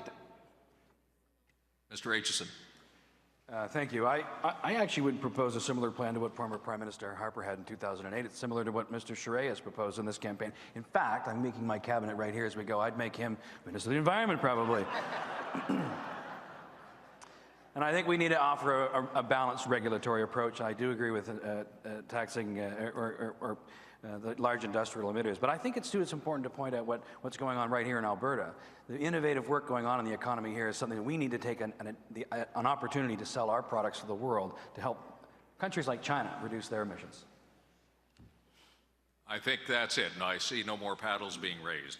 I just want to say that you have been also incredibly disciplined with your time, that we find ourselves in the lovely position of me being able to offer some time back to all of you. Throughout this debate, no doubt you have been dying to say something about what has been discussed here today. So I want to go down the line, and we'll just take it in geographical order here, starting with Dr. Lewis, and go down the line. 30 seconds to say anything that you have wanted to say that you didn't get to say so far. 30 seconds each. Dr. Lewis, up to you. I wanted to add on my point for the environment that we can protect the environment without punishing average Canadians. Every time they're filling up their gas tanks, they're heating their homes, they're putting food on the table, they're being punished with the carbon tax. I would cancel the carbon tax. Thank you very much. Mr. Baber. First of all, I really enjoyed today's debate, and of course I appreciate the tone. I think it's okay to have a little bit of fun as we did last time around. And also I think that we should encourage people to speak more freely. A lot of candidates may wish to respond to one another. We should perhaps accommodate such opportunity. And finally, if I may, in the 10 seconds they'll give me, I think that we should No, not be Trudeau, afraid this guy isn't bad. to stand for what we believe Those is of the you that are Conservative in the Party. chat, because I know this is winding Unfortunately, I'm out of down. time. You're out of time. Hopefully, Mr. Charest. all of you are I subscribed look to the forward to channel. working with everyone Let on me know. stage here, and Mr. Aitchison, I appreciate the invitation. I want to talk about resources and point something out here about Canada. We have a knowledge-based economy, but a good part of our exports are resources. Whether it's mining, oil, gas, whether it's pipelines, we need to stand up for the development of our resource industry. And we need a prime minister who's actually going to say this is a good idea. We can do this and transition to zero emissions in 2050. It is possible to do it, and only the Conservative Party of Canada has the ability to offer that leadership.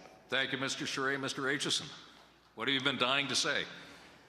Well, I guess I really think it's important to say that as Conservatives, we need to have the courage of our convictions to defend our values and our principles. Our values and principles as Conservatives are timeless. And if we stick to those, and if we offer a principled, consistent message to Canadians, we can form the next government. Thank you very much. Mr. Brown. I believe in Thank you, technology, Flying not Duck. I taxes, appreciate and that. Brampton will be the first big city in Canada to have a fully electrified transit fleet, clean, green, and no emissions. I should also say, we need to have a conversation about a carbon tariff at the border. The fact that some candidates on the stage are okay to allow India and China to flood the market where they have no environmental standards, they have no labor standards, and compete with Canadian goods is wrong. We need to create a Canadian advantage and protect against product being dumped with no environmental cost. Thank you very much. Mr. Poilievre. The biggest issue I've heard about that people haven't talked about today is housing. Our 32, 33-year-old people living in their parents' basements. We have the fewest houses in Canada per capita in the G7. At the same time, our central bank has been printing money to inflate prices. The solution is, of course, to fire the gatekeepers. I've already announced that I will fire the governor of the central bank to get inflation under control, but I will also tie infrastructure dollars for cities to the number of houses they allow to get built by removing the red tape and allowing builders to build homes for our young people to live in. Thank you very much. We are now going to the final section of the debate. And once again, all the candidates have been advised in advance of this.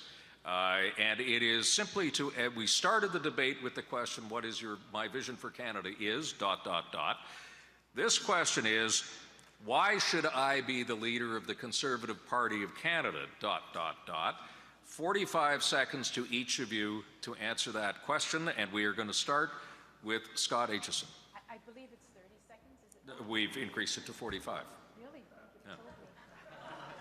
I got my 45 back. Bob, definitely want to hear from you welcome on more how people the to our police party if we are to handled succeed. the But Ottawa we cannot protests. do it I'd love to hear with from angry you rhetoric and being attacks on the each next other. stop in Canada. What do you Leaders think always about that? engage, empower, and inspire the team around them.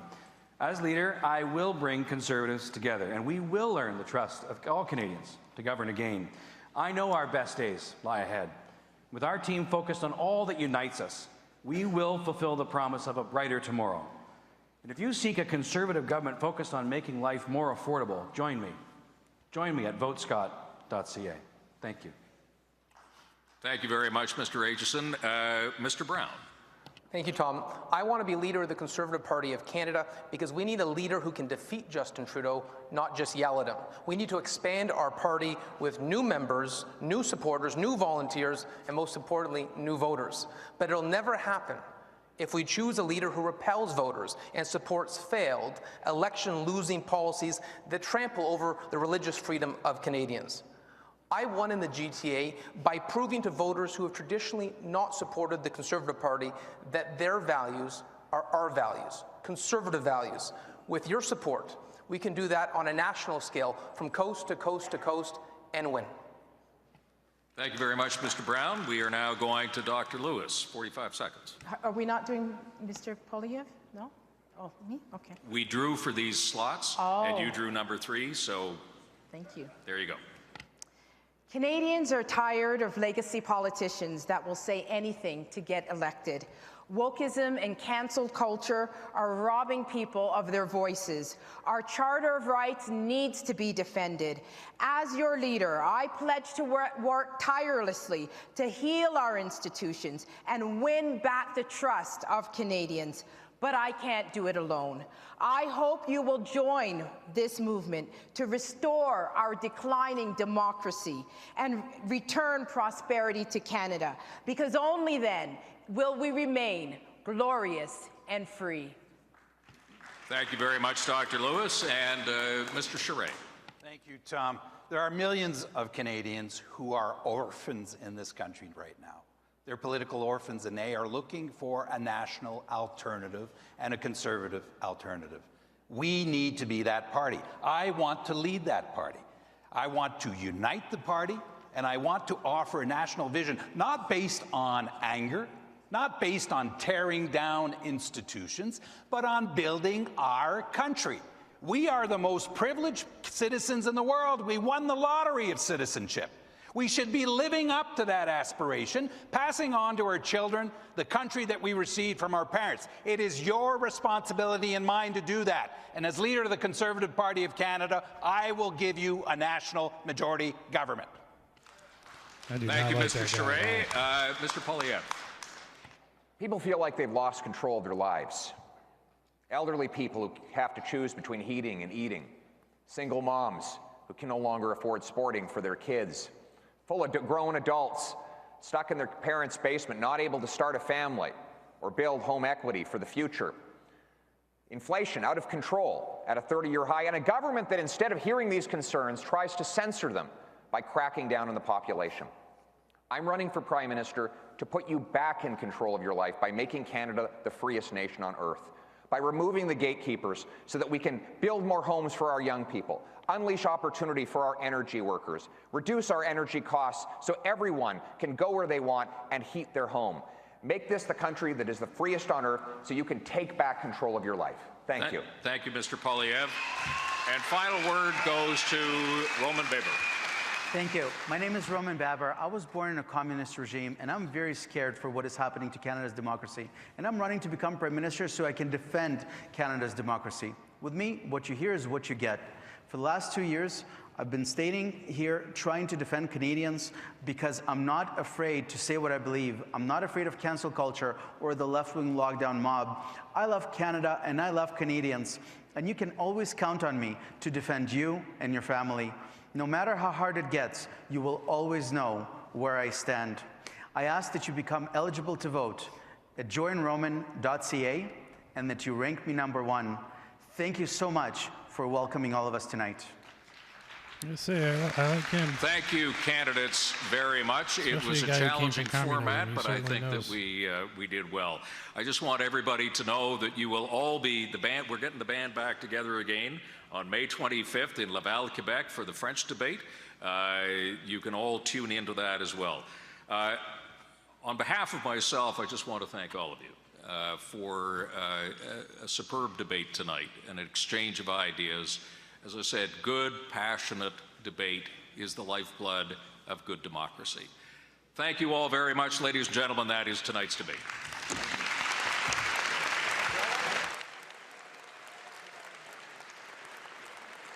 All right, give it a few minutes. What does everybody think? Who won? Who won that debate?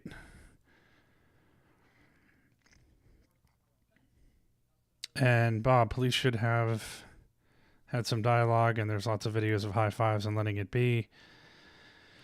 Bob, I watched a lot of video.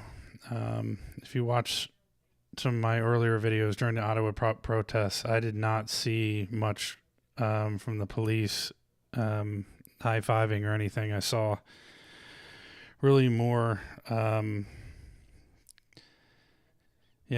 of disturbing things from the police, and especially with the Mounties and knocking people down. And I was hoping that at least one officer would actually join the protesters. I think that may have changed a lot of things. It may have turned things around, but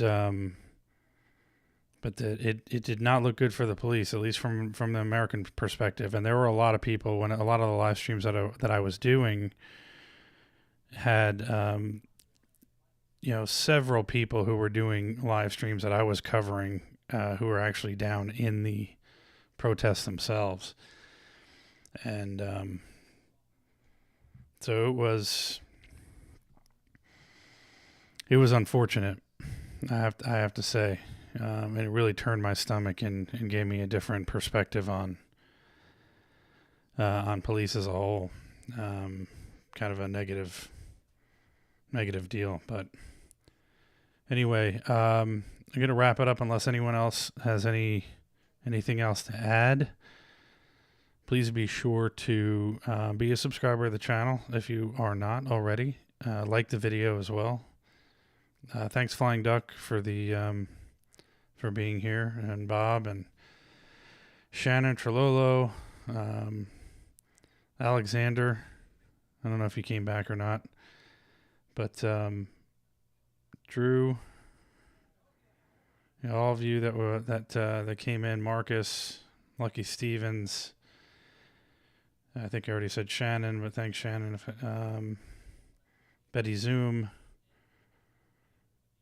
And if I miss anybody, I apologize. But again, first time here, please subscribe. Thanks for being here, and we will see you in the next video. Bye now.